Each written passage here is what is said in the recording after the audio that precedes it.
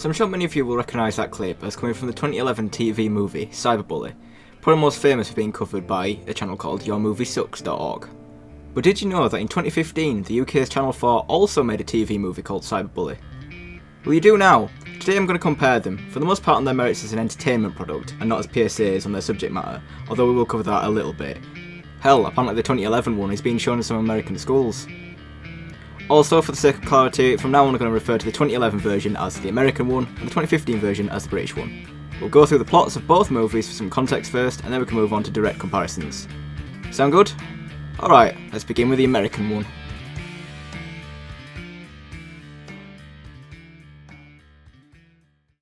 Cyberbully is the first movie I've ever rated dumb out of 10, and this is a really dumb... Whoops, that's not my script. Yeah, here we go. We open up with what could generously be called foreshadowing, as our main character, Taylor, is seen chatting to her friend Samantha online, who for some reason seems to live in an IKEA showroom. The two exchange playful insults, leading to Taylor's mother warning her that what she says online isn't private. Subtle. The film suddenly has an attack of the expositions and crams all the background information we could ever need into the next 2 minutes. I almost forgot. It's your birthday. If your dad had moved out 3 months ago, you wouldn't want to party either. Hey, you know that's not it. I don't care about that. Wait, how would you know? She moved to Florida. Clicksters, hello. Oh, of course. So what was it you said the other day in health that got Lindsay so pissed off? Nothing. I just said I think it's better to wait till you're 18 before you go all the way. She's been doing it since 9th grade. You basically called her a slut. Yeah. I didn't know. It was a class discussion. I wasn't even talking about her. So to summarise, it's this girl's birthday, her dad left, she fancies this guy, this girl doesn't like her. Done. Taylor's friends start badgering her to make a Clicksters account, which is this film's legally distinct knockoff of Facebook. But My mom, stands over my shoulder the whole time. She has computer monitoring software. She goes on all the sites I've been on. There's no way. Control-Shift-N, dude. Happy birthday.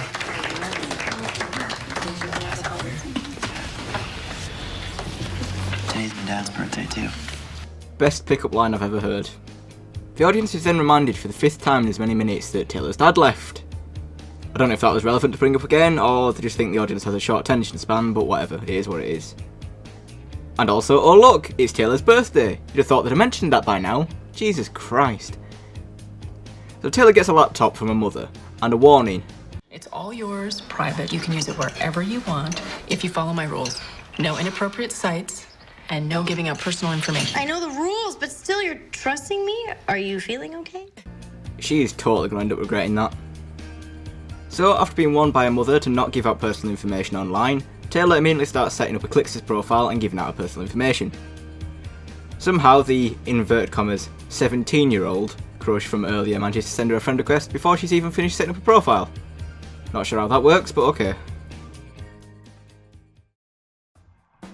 That night, Lindsay posts an insulting comment on one of Taylor's photos, but she just laughs it off and moves on. And that's how my story ends. Oh, well, that wasn't so bad. Maybe this film got some unfair rap. That seemed like decent advice for dealing with cyberbullying, really. Wait, there's another hour and 20 minutes left. Oh. Oh god, no. So I saw you're on Clicksters now. I like it better than Facebook, a lot more raw, you know? Yeah, I noticed. So maybe I'll talk to you on there tonight? Yeah, you mean instant message or something? Yeah, there's actually a chat room just for the school. I hang out there sometimes when I'm bored. People talk trash. It's kind of funny, so. Okay, I'll look for it. Cool. Okay. Wow, look at that chemistry. I totally buy that these are two teenagers flirting and not some bizarre script written by a middle-aged man. Well, at least we can take solace that it's not going to get any more cringy than that. Oh, sorry. Taylor, hey. So I was actually reading your page last night, and you're a really good writer. Oh, well, thank you. But I do think you need a few more pictures, though. Maybe a bikini shot or something. Okay, I'll think about it. See you later. Bye. Okay then, I stand corrected. Taylor's friends tried to warn her about this really creepy guy, but alas, it seems like social media has already completely taken over her life after 2 days of use. Wait, hang on, don't drop me off first. Why? We always go to the mall on Friday. I want to go home and see if Scott goes online. Okay, you're now officially pathetic. Come on, I think it's cute. Let her be in love. It's not love! I'm sorry, but waiting for a guy to type, "Hey baby, send me a bikini shot," is not love. Well, then what is? Sleeping with a guy the second time you guys go out and then wondering why he never talks to you again?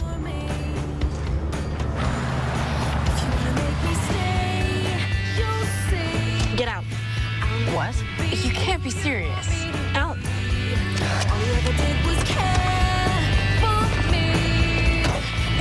Didn't you want to be let out anyway? Anyway, Taylor gets a wish and talks to the creeper all afternoon. She then gets a friend request from some rando with a stock photo as his profile pic, who's been praising her poetry. No, that's not a euphemism. Later on, it seems like someone has managed to take control of Taylor's Clix's profile, and the mother makes another half-hearted attempt at parenting. What is it? Look, somebody figured out my password and they hacked my profile. How do you know? Look where they wrote, look at the status. I'm a naughty bad girl, someone should spank me? Well, someone has a sick sense of humor. You gotta change this. You gotta change your password. No one should look at this.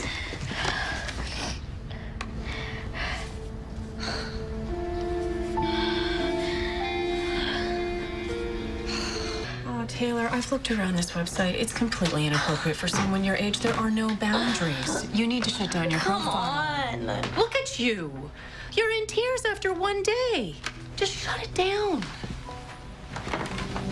Some real dynamic camera work here, lads. I particularly enjoyed this tripod shot from this corner of the room for about 30 seconds. Once again, instead of listening to her mother, Taylor instead opts for a witty comeback.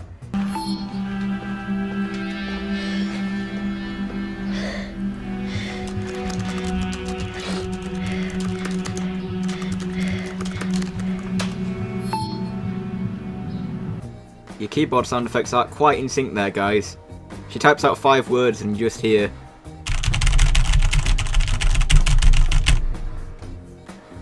At least we're not kept in suspense long about who hacked a profile. Turns out her brother did it. Don't know why, never really explained. Can we shoehorn some more foreshadowing in too? But I'm really upset with you, too. What did I do? I looked to see if you took down your profile. Okay, I never said I'd do that. Well, on your page, you posted a comment and called someone a bitch. Whoa, now you're spying on me? Taylor, when you put something online, it's no longer private. Everyone can see it, and you know my rule. Will she pay attention this time? Yeah, I doubt it too. The kid that sits in front of Taylor at school offers his sympathy at what happened to her online, and shares some of the names that he's been called too. I guess you've never been on my page. There's fairy, fruit, homo, too gay to live. Yeah, but I mean, it's not really the same thing. I mean, you really are gay. What they're saying about me isn't true. And to clarify, we're supposed to like and sympathise with Taylor. Getting pretty difficult, innit? Stock Photo Boy's been white knighting Taylor online, and Samantha's acting really suspicious about it for some reason. Oh, I need ketchup. Hang on. Oh, sorry. Sorry. I was just going to get ketchup. Oh, me too. I was actually going to come look for you after lunch. You are? Yeah, I heard somebody hacked your profile. It happened to me once. It sucked really bad. My brother did it. That's what's even worse. Oh, man, your brother? Really? You think I should have a chat with him, straighten him out, or? Please, yes. Jesus Christ, it's so awkward. His pickup technique's at least graduated from familial birthdays to offering acts of violence towards siblings now. I'm not sure if that's a step up. Anyway, he asks her to the dance and she agrees for some reason. Taylor's had a laptop back for a whole afternoon now, which means it's time for some more drama. Guess Stock Photo Boy's a dick too. Yes, to precisely no one's surprise, James was a fake profile. But Samantha seems quick to try and defend him.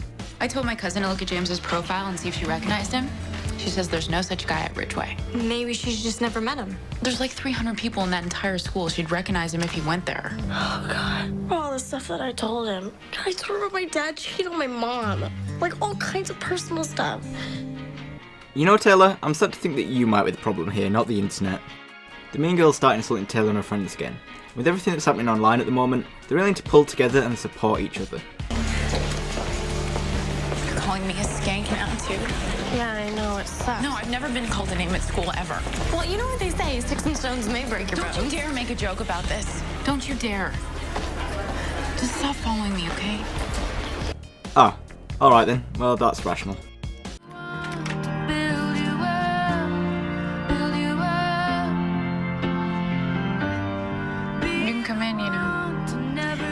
ask you one thing. Are you still my friend?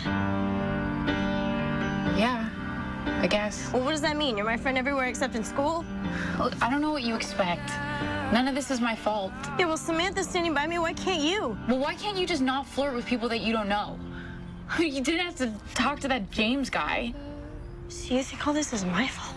Well, you called Lindsay a bitch online. Of course she was gonna come after you.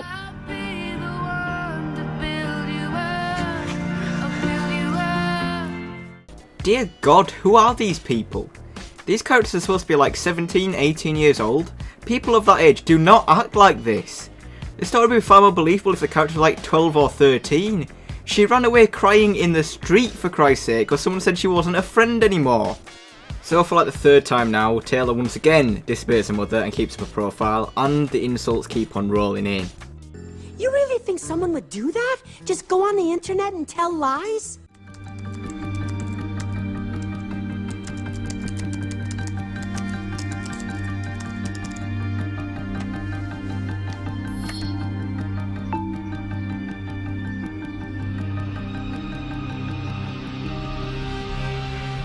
Oh, what a twist. Turns out Samantha is stock photo boy after all.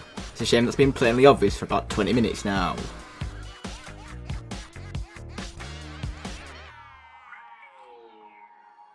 The mother finally decides to take a more proactive approach to parenting, rather than just relying on Taylor to make good choices. She goes to Taylor's school to try and do something about the cyberbullying, but this is the thing that really confuses me about this story. She asks them to treat cyberbullying like they would normal bullying, but they already are, by doing nothing. The things that Lindsay has said online are no worse than what she said to Taylor's face, so why is it such a problem now? Taylor, if she wasn't such an idiot at least, could get away from the online abuse. But it seems like she can deal with the face-to-face stuff anyway. Half the time I don't know where I stand legally. I keep asking the school board to give me some policies that has some teeth that I can use to bite down on these kids, but... I'll ask again, who the hell wrote this? And Taylor still hasn't learned from her mistakes, and gets on clicksters from Samantha's computer. And look, she's crying again within seconds. Maybe we should forget school today. You want to ditch? I'll ditch with you. No, I want to talk to Scott. Of course. Look, you should just get Scott to give you a ride home too, because I'm done trying to be your friend. Have a nice life, Taylor. Yo, what?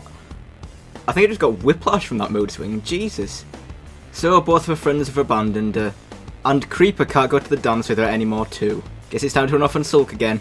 The mean girls start taunting Taylor about a video, so of course she runs home to check what they're on about, rather than just, you know, ignoring it or something. One artsy camera angle doesn't make you a good filmmaker, dude, calm down.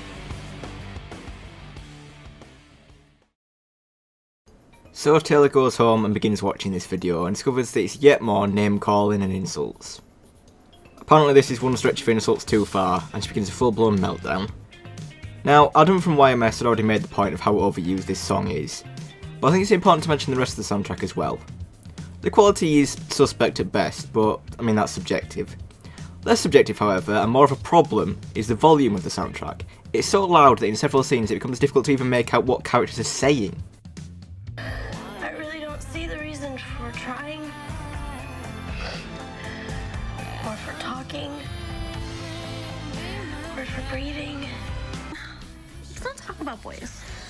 You can run a movie, you can sleep over. Okay, fine. I can't believe your own brother would do something like that to you. Yeah. Like, it's disgusting. I'm never It's gross. going to forgive him. I told him I'm not going to your graduation. I'm not going to your wedding. I might go to your funeral. It's very dramatic. Anyway, yeah, Taylor's mental breakdown. So she records what is apparently a suicide note, and Samantha and her mother come running home. The tension is kind of ruined by the kid's hilarious delivery. Where's Taylor? How should I know? I'm grounded.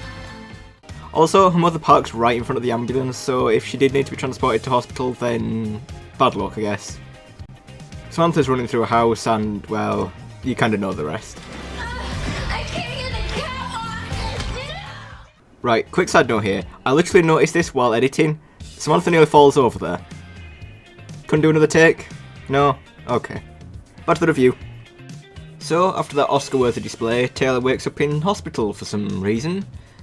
She didn't get the cap off, so she didn't take anything.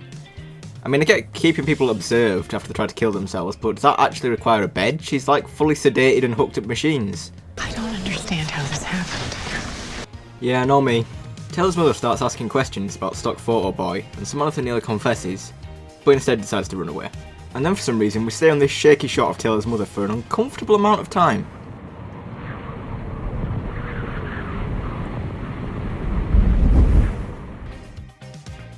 This doctor gives Taylor's mum some information about a cyberbullying support group, along with a prescription for some mild tranquilizers. Hopefully it's not a childproof lock. Sorry. Finally taking action, Taylor's mum goes on the hunt for James. She starts by going after Lindsay to see if she's involved.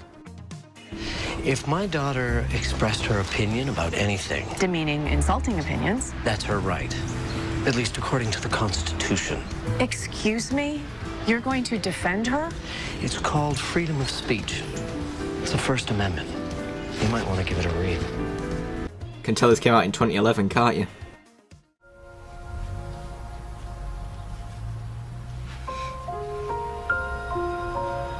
Are you really gonna do it?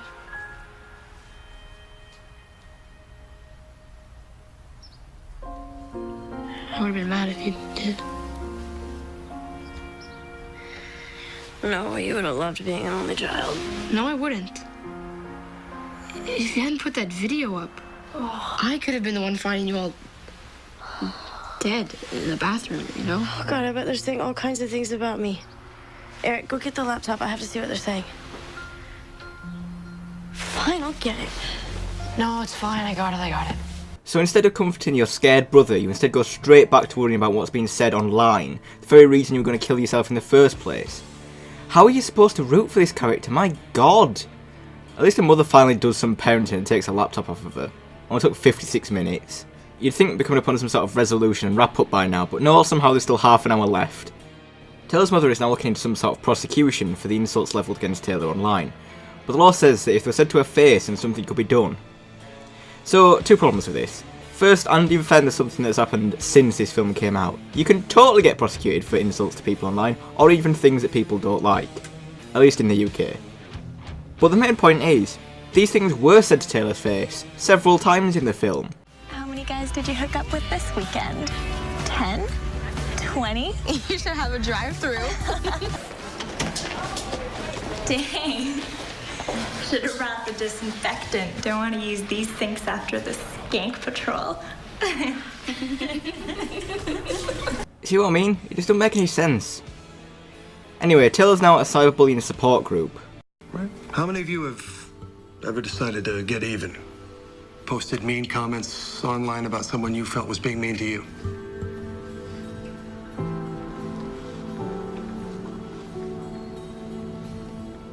No one else? Never called someone a name online or said they were stupid or ugly?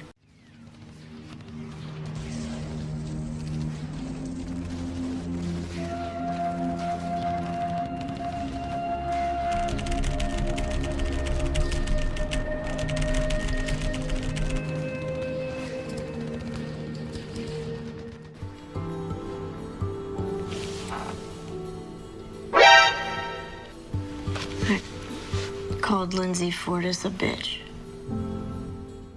Whoa, there was some serious judgment in that look. So much for a safe space. That evening, Samantha comes over to finally confess to being James. I'm the one who created the James profile. So yeah, that went well. Although it must have taken Taylor quite a long time to storm off back inside, so it seems to be day again now. At this point, Samantha's getting bullied online too.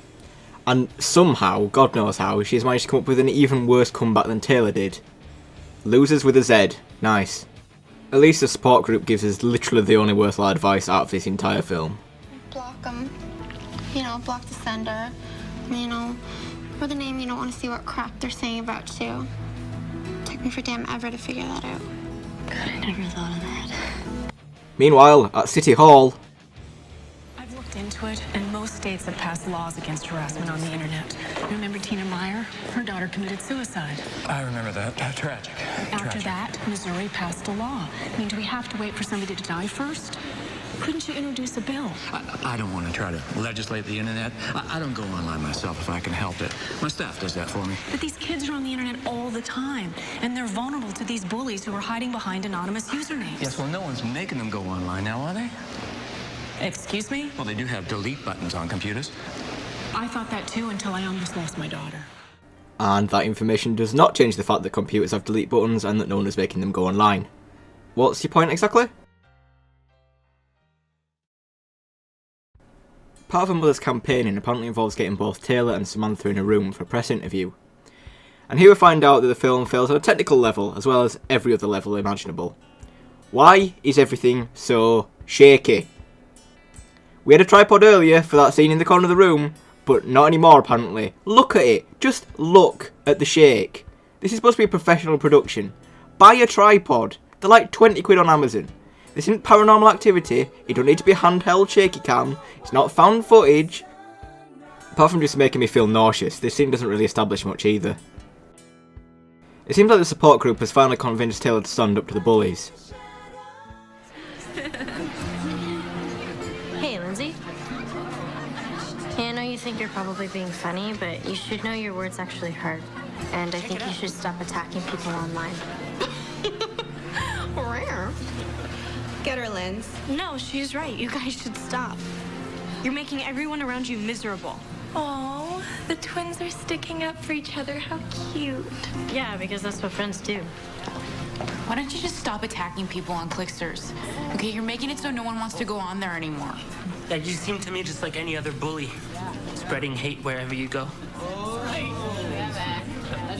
I've got to say, the way that you guys need to hurt people, it's like maybe you need to talk to someone, get some help.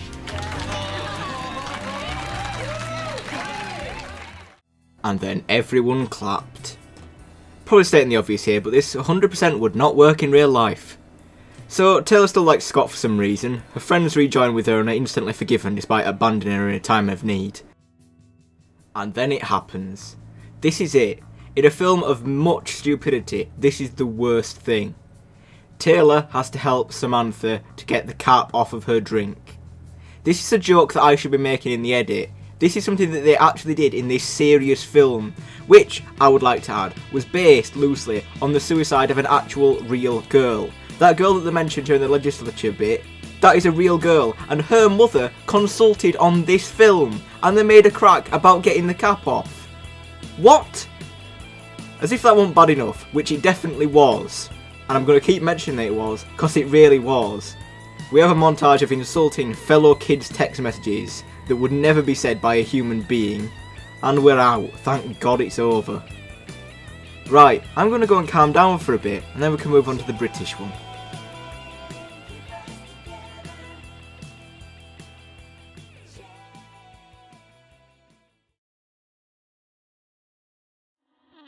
Over to the British one then. We'll begin with a webcam eye view of our new main character, Casey, played by Maisie Williams, listening to a song on Spotify before the track mysteriously changes. Ooh, foreshadowing. She Skypes a friend to see if she's also having technical difficulties, and gives a rather blunt appraisal of her appearance. Right, here, what do we think of this bronzer? You look like a what's it? See, this is why I need you. Character development too, and we're only 2 minutes in. Wow. Casey's friend Megan draws her attention to an insulting tweet that's just been sent out by her ex. She suggests that they contact another friend, Alex, to hack that motherfucker. The dialogue here feels far more grounded than in the American version, in no small part thanks to the fact that Maisie Williams had some influence on the writing to try and keep it fairly accurate to people her age. Although given the abundant use of slang, some of the dialogue can feel a little dated and cheesy, which is unfortunately only going to get worse as time goes on. After her friends depart, Casey goes to take her antidepressants, and hey look, she can actually get the cap off. Already a better protagonist. She returns to a message from the hacker boy, offering revenge on the ex. After some far too accurately punctuated messages, Casey gets access to the ex's Twitter account and gets some petty payback, but at least it's wittier than "you're nasty and a bitch." Soon though, Casey begins to grow suspicious of whether this is the real Alex contacting her, already showing more scepticism than Taylor ever did. Yes, it's a fake account, and without even a stock photo. Amateur. Turns out Hacker Boy has been following Casey online for a while now, and he's even discovered her anonymous shitposting account, including this video of a former classmate's questionable singing. Girl is gonna win, keep burning, keep burning, keep burning, keep. Hackerboy seemingly has access to all of Casey's friends group's accounts now, and claims to help the victims of cyberbullying. Wonder if it's the guy from the American one. Casey's getting kind of freaked out by now, so she decides to disengage and log off. Ooh, jump scare. And oh snap, he's been watching through the webcam all along. Cover your webcams, kids. Mark Zuckerberg's watching. So now, crucially, we find out that there is a reason that Casey can't just turn off a computer and walk away. The hacker has access to her nude photos and he's threatening to leak them. He's now in full control of a laptop and downloads a text-to-speech program for a bit of 2001 action. Also, it seems like X Factor hopefuls and fashion vloggers aren't the only one that Casey's been mocking behind the backs. So hacker posts a video of Casey and Megan talking about another classmate. Wait, show me again, do it again. No, it's more like... Stop checking it out. She needs to just hurry up and come out. Seriously, it's getting embarrassing. It's like a dog on heat. She'll wait till she's at uni, and then she'll go full like. Yeah, and then we'll all be like, Tamara, no shit, you're gay. Who knew? All those times you came over just as we happened to be getting changed and instead us like half naked for like ever. We had no idea. Next time she stares at me, I'm gonna say something. Like what? Like, Tamara, you're a total fucking lesbian. Deal with it. And to prove just how serious he is, he posts the video and tags the girl. Understandably, Tamara's not particularly happy about this, but Casey's starting work on a plan to clear her name. She's going to try and record a voicemail message to let people know that it's not her doing this. Tell me what you're thinking, Casey. Tell me what you're thinking, Casey. I'm thinking about what my friends will do when they find out that my webcam's been hacked. And that it wasn't me that posted that video about Tamara. I'm thinking about how they'll track you down, find you, and fuck you up. Seems like a solid plan until you realise that he's definitely already hacked a smartphone too. Casey, if I can take over your computer, do you really think I'd let you have a smartphone to play with? Oops. So the hacker reiterates that he's helping victims of cyberbullying. And it turns out that that's what he's doing right now.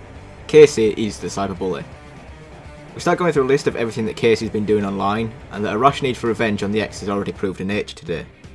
This culminates with us revisiting Jennifer Lee and seeing just how bad the online abuse she suffered was after Casey shared her video online. And you think that's okay? See, this is how I know you're old. You don't get it.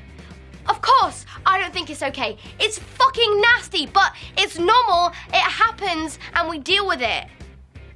Like Jennifer did? Why? What did she do? You don't know? So yeah, you can probably see where this is going by now. Why do they take so long over it? Jesus. Well, at least the protagonist is supposed to be kind of unlikable in this one. I think he was accidental in the American version. I think it's probably a bit cheap to essentially parody the Amanda Todd video, but it's at least a slightly less pantomime suicide note than the American version had. We come to the expected conclusion, and it prompts Casey to admit that she is a bully and responsible for what happened to Jennifer. At this point, the hacker's vigilante agenda seems to fall apart a little bit. Ask yourself a question, Casey. What will life be like after I've posted this?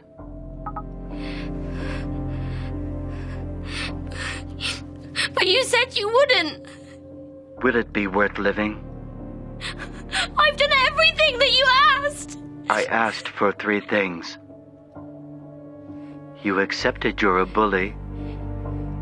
You admitted you killed Jennifer Lee. Now you have to make amends. The pills or the pictures. Either way, your life is over. 5 or 6 pills won't kill you. We both know that. For this to work, we're going to need some more photographs.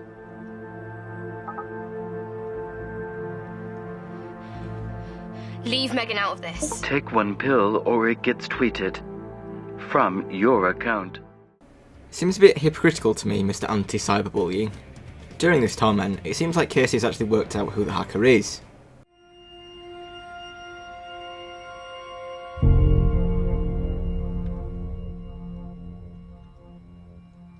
Go on. Laugh some more.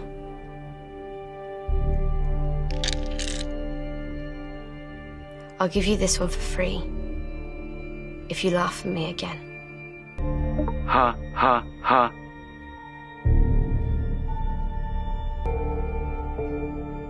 Chronic youth. You were the first. Yes. But you were the second.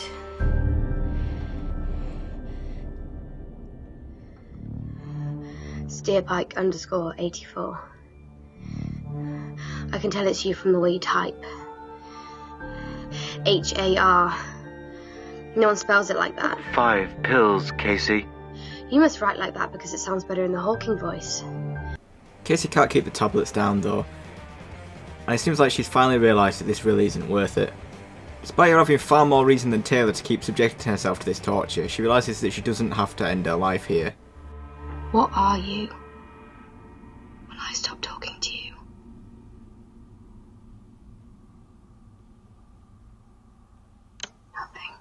Kate?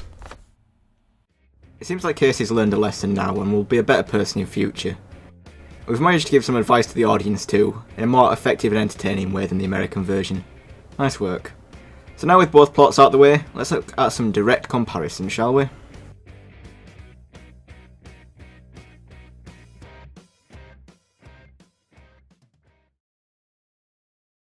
So let's start with the main characters. Both are teenage girls, one the bully and one the bullied.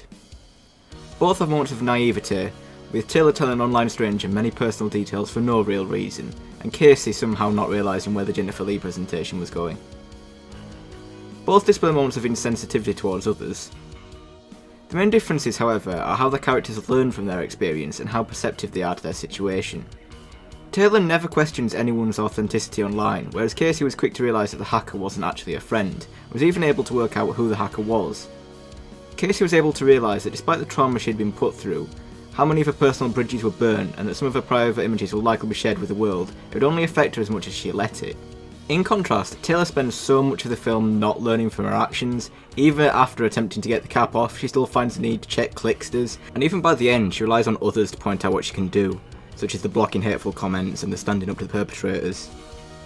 She never makes any decisions for herself, or at least not any good decisions. We can also compare the types of bullying that each protagonist faced. Obviously the two films had different age ratings, so the British one was allowed much more leeway for profanity and a grittier tone, but that's still not an excuse for the American version. The reason that Taylor's reaction seemed so forced and extreme was that the abuse that she received online was no worse than what she was subject to face, which she shrugged off easily, as well as the fact that at any point she could have just shut down her account and walked away from her problems. Casey, however, did not have that luxury, instantly fixing one of my main frustrations with the threat of the leaks being a genuine worry for many online, with not even celebrities being exempt. The language used with regard to the bullying seemed far more realistic in the British version too. It all seems so pantomime in the American version. I mean seriously, too gay to lift, come on. The examples of troll comments seen in the British version, however, are instantly recognisable to anyone who has ventured into a YouTube comment section. Speaking of which, the British version is helped by using real websites like Twitter, Instagram and Spotify. We all know these types of websites and what they contain, rather than the nebulous clicksters which can be anything that the writers need it to be. Finally, let's look at the message of both films. Both of these movies are linked to real suicides, although it's truly bizarre that the one inspired directly by real events and even consulted on by the mother of the victim contains far worse advice. The American version seems keen on widespread change, calling for prosecution of those that cyberbully, whereas the British one is focused on the act itself. At the end of the day, your online experience is what you make of it. Every platform I have ever used has had tools to block and report users, and even then, if that is still not enough to escape, there are other sites, or hell, you can even just go offline.